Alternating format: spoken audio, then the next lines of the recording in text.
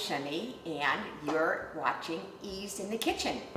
And finally, we're starting our 2017 year, and there are a number of things besides cooking I want to talk about. Number one and most important, I am missing my partner, Ethel Schultz. But at this point, she has a lot on her plate, no pun intended. But she's involved in the board and running, co-chairing our entertainment committee. And her schedule is so full that I'm hoping as the season goes on, she'll have some time to participate because it's much more fun having somebody with me. Brings me to my second point. Anybody, men, women, grandchildren, cousins, whoever, wants to come and cook with me either in my kitchen or in your own kitchen during the course of the season, we would love it. It's much more fun to watch these shows when there are other participants. So please feel free to call me at my home or the POA office, and that would be great. Next, most important thing, and I'm probably going to talk about this all season, we are beginning to plan another cookbook. And I don't know how many of you were here or remember our Frenchman's Kiss, but it was an endeavor we did 12 years ago. Actually, it was the beginning of Cooking with Ease. We did it to try and get people motivated to do recipes. Once again, we are working diligently to try and put a beautiful book together. Not that this wasn't beautiful, but it was 12 years ago. We have a different size book and a little bit more sophisticated. We're planning it with lots of beautiful pictures and organized in a very different fashion. And although there are myriads of cookbooks out there, there will be none that will have all of you, your family, and friends in it, except for this one. So we are encouraging you, please, please, please, bring in recipes. Obviously, we have forms in the POA office. They're these pretty pink forms. You are welcome to go in there. You are also welcome to, although we don't encourage it, to find a great recipe and just bring it in with your name attached to it. But we really want everybody to be part of this, and it's for the 2018 season, and it is to the recipient of the funds will be Scripps in our continued effort for Women for Cancer Research. So once again, get those recipes in. Next weekend, and this may be videoed before next weekend, but there will be lots of opportunities at the house sales, at the house shows, I should say, during the Cancer Week, also all the time in the POA office. So now let's get started, and today I thought we would come up with something pretty easy. Most of us really don't do much cooking, but every once in a while we have a husband who says, I'd like to eat at home tonight and figure out something.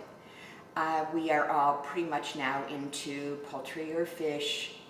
We can be vegans, we can be good healthy eaters and be paleos. There's all sorts of different ways to go. And during the course of the season also, I'm going to try and demonstrate recipes in different kinds of eating methods. But to me, if I don't have to have a big cleanup after I cook, I'm a really happy camper. So that being said, and we are poultry eaters, I found a recipe that you can change and marinate any way you want, do anything you want with it. You can do it with breasts with bone in, you can do it with thighs, you can do it with boneless breasts. The recipe that I will have available is a balsamic glazed boneless breast, but again, feel free to do it any way you want. First, let's start with the marinade, okay? Simple. One container, I have balsamic vinegar. I'm gonna guess not a major amount, but about 1/4 cup. I'm doing this for, it would be like for 4 boneless breasts, or actually I've done it with Cornish hens and different size things, but approximately 2 pounds of chicken. A little bit of balsamic vinegar. Then although I don't know the exact quantity, I'm going to do close to a tablespoon of Dijon mustard. I'm then going to do a good squeeze, if I open it, which always helps, of honey, followed by a little lemon. And let me see. I think we're going to add a touch of garlic. And personally, I always keep garlic in my refrigerator in olive oil if I need to have whole cloves. But this is way easier. So I'm just going to do one little squeeze, assuming that that's also open, which it is not. Oh, you know, this is brand new. Sorry. Hold on a minute, guys. Here we go. All right. One squeeze would be about it's really garlicky.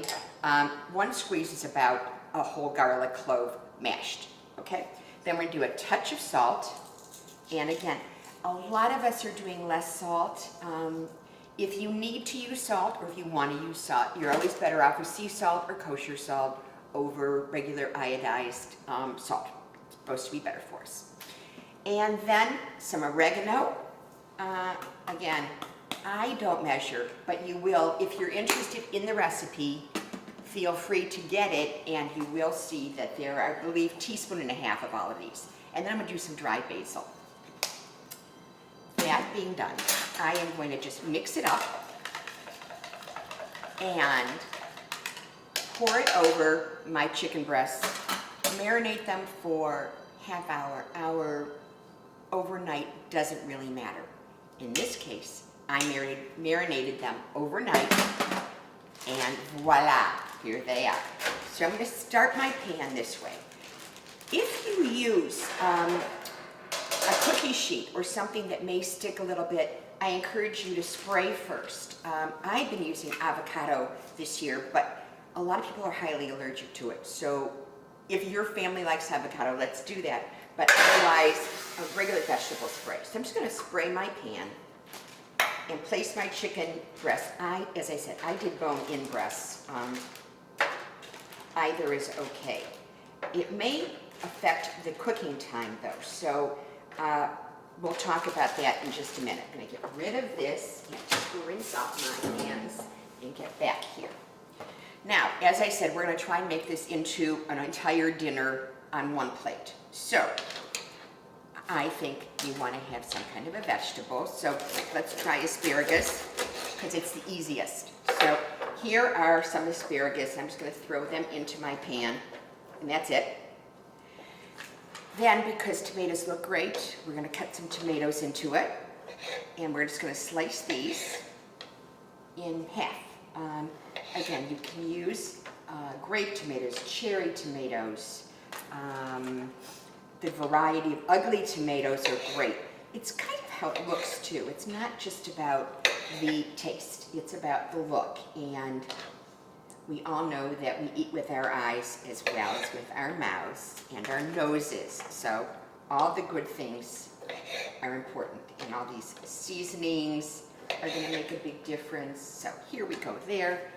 And then, although not necessarily pretty, mushrooms are really, really good with it, and it cooks up great. So I'm just going to, I just bought some sliced. I did not bother to slice my own. However, you know, this is about ease, right? This is ease in the kitchen.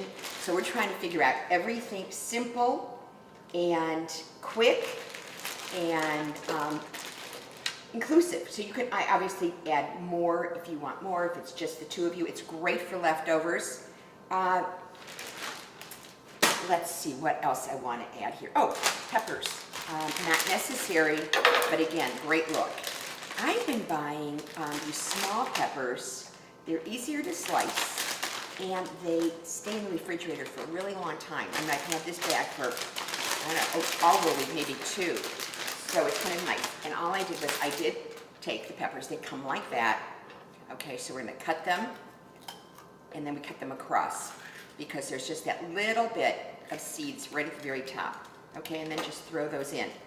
So the balance of them, as I said, I've cheated, and the balance of them are here, all cut up already. Let's see. Oh, not everybody is eating them these days, but if you are, either the small red potatoes, or I'm going to cut up an Idaho potato to put into it, because even if one of you is not eating a starch, chances are the other one may. So I'm just going to take this potato, And because it cooks in the oven at one temperature for the completion of everything, make sure your potatoes are kind of small because you don't want, well, maybe you do want crunchy potatoes, but we don't. So in order to get them to cook in the same amount of time, you want to make sure that they basically are in mouth bite-sized pieces. So we're going to throw those in as well. And again, whether you eat a lot or a little, there are, again, I have quantities on the recipe. So I think basically a pound each for potatoes, they say. So it's like the size of one baked potato per person if you have potato eaters.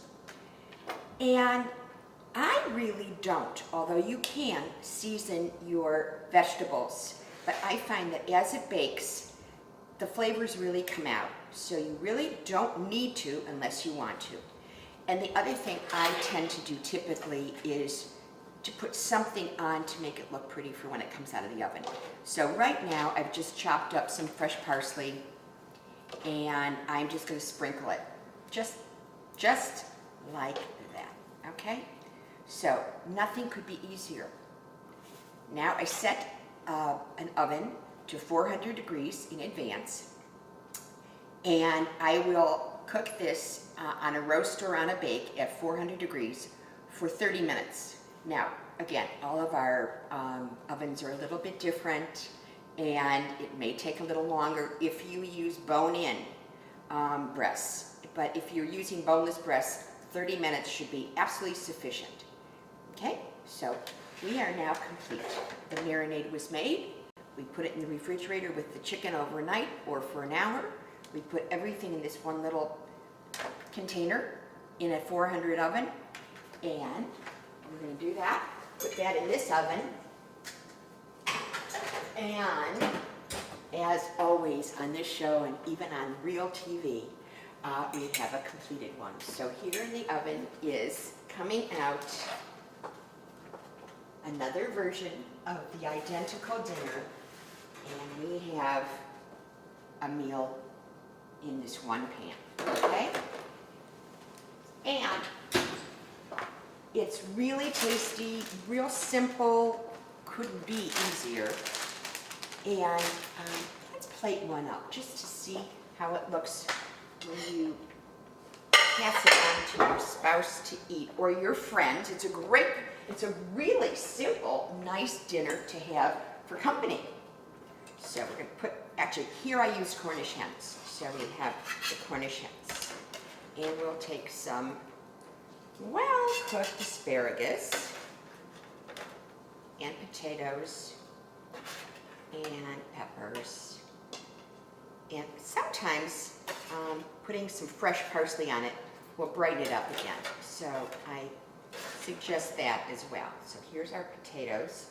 We'll just do that. And then let's put a little parsley and maybe even a fresh tomato on the plate. Okay, let's do that. And kind of like a couple of tomatoes. And it's a great way to have dinner. So with that, I welcome you to this 2017 season. I look forward to you participating. We look forward to getting lots of recipes and continue to enjoy Ease in the Kitchen. Thanks.